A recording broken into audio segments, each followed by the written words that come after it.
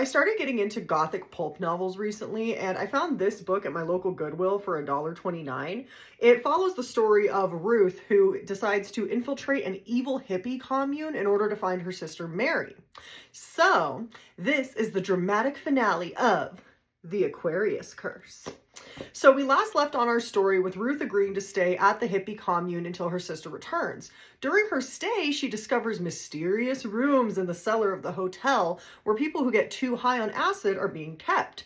Ruth starts talking to some of the other members of this little commune cult thing we got going on and learns that Dr. Palmer, the sexy leader of it, has been conducting acid experiments on his followers. And not only is he conducting acid experiments, he's holding some of his followers hostage and blackmailing their families for money, and we suspect that Mary is one of his victims. But not to fear, everyone, because Ralph has arrived. Ralph was this guy that Ruth met in the village in New York, and they eventually reunited at this colony, and it seems that they're falling in love.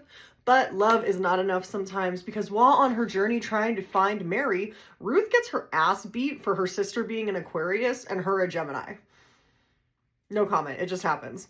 But it gets worse. Not only does she get her ass beat, Ruth gets chased by some crazy guy on acid and she stabs him. So things are not going well for our girl.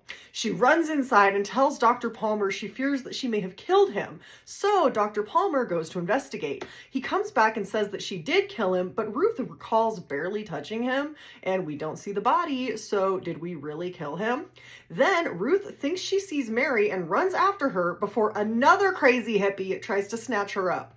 Ruth shakes him off, he falls into an empty pool and smacks his head, and Ruth's body count has now gone up to 2. So now the police show up, and they don't do anything, because that doesn't make for a very good story. And now Ruth has found Mary completely emaciated and under the influence of Dr. Palmer's drugs. And remember the first hippie that Ruth stabbed? Well, he's not dead after all, and he's trying to kill her. And all of a sudden, all of the loose ends of this book get tied up really fast, like within a paragraph.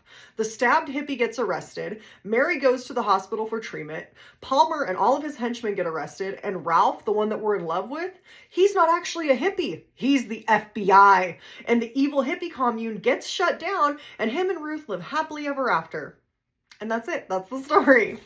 I'm not gonna lie, this book was definitely pushing some certain stereotypes and was definitely trying to sell a certain narrative at the time, seeing as it came out in 1970, but it was so dramatic and such a quick read that I'm honestly tempted to read more. So if you guys ever see one of these cheap little books at your local thrift like I did, give it a shot. It was $1.29, well spent.